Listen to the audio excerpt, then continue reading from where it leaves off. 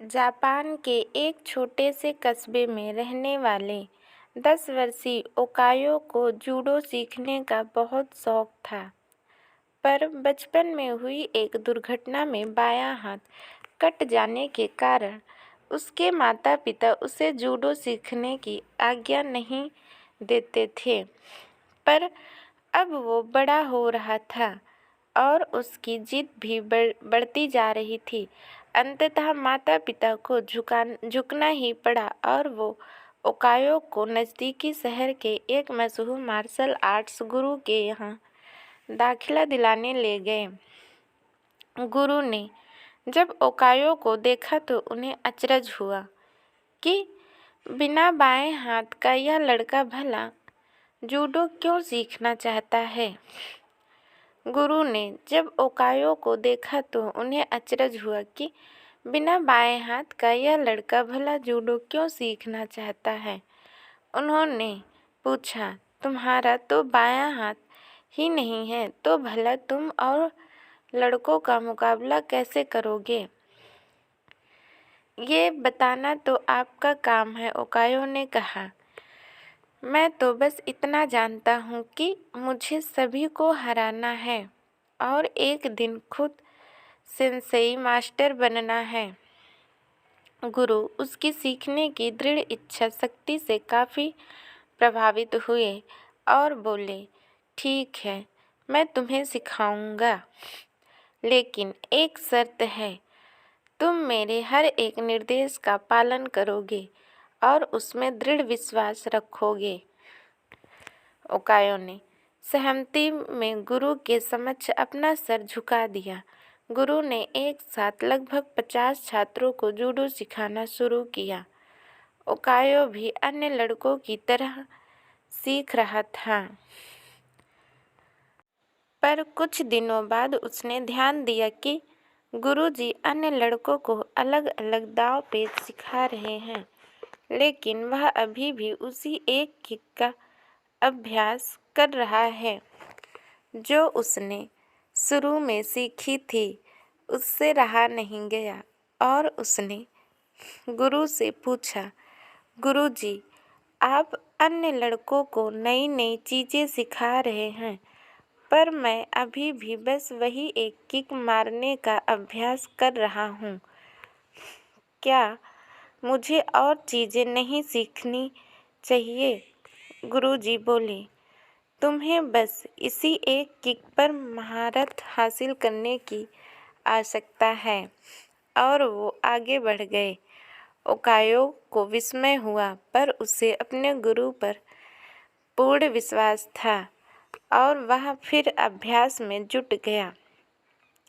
समय बीतता गया और देखते देखते 2 साल गुजर गए, पर ओकायो उसी एक किक का अभ्यास कर रहा था। एक बार फिर ओकायो को चिंता होने लगी और उसने गुरु से कहा,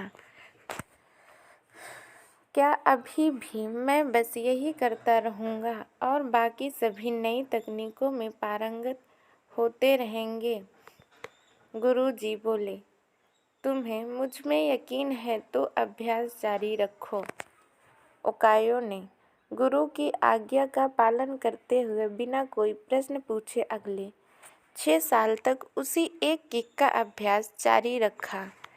सभी को जूडो सीखते 8 साल हो चुके थे कि तभी एक दिन गुरुजी ने सभी शिष्यों को बुलाया और बोले, मुझे आपको जो ज्ञान देना था वो मैं दे चुका हूँ और अब गुरुकुल की परंपरा के अनुसार सबसे अच्छे शिष्य का चुनाव एक प्रतिस्पर्धा के माध्यम से किया जाएगा और जो इसमें विजयी होने वाले शिष्य को सेंसेई की उपाधि से सम्मानित किया जाएगा।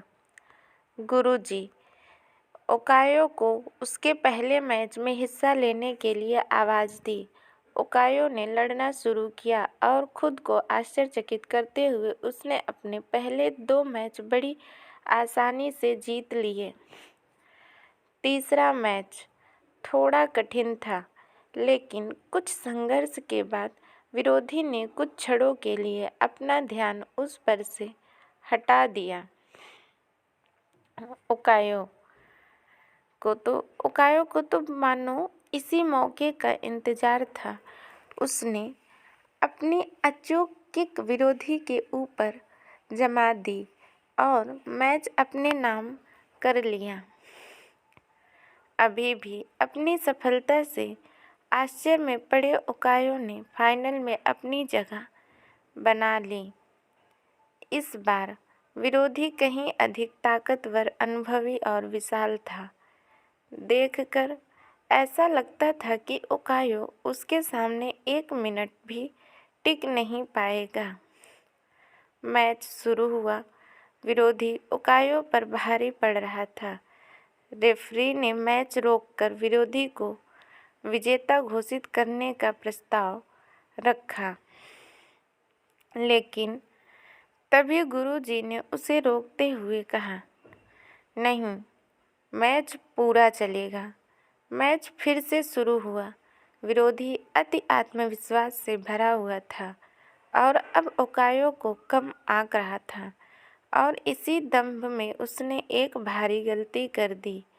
उसने अपना गार्ड छोड़ दिया। ओकायो ने इसका फ़ायदा उठाते हुए 8 साल तक जिस किक की प्रैक्टिस की थी, उसे पूरी ताकत और सटीकता के साथ विरोधी के ऊपर जड़ दी और उसे ज़मीन पर धराशायी कर दिया। उस किक में इतनी शक्ति थी कि विरोधी वहीं मूर्छित हो गया और ओकायो को विजेता घोषित कर दिया गया।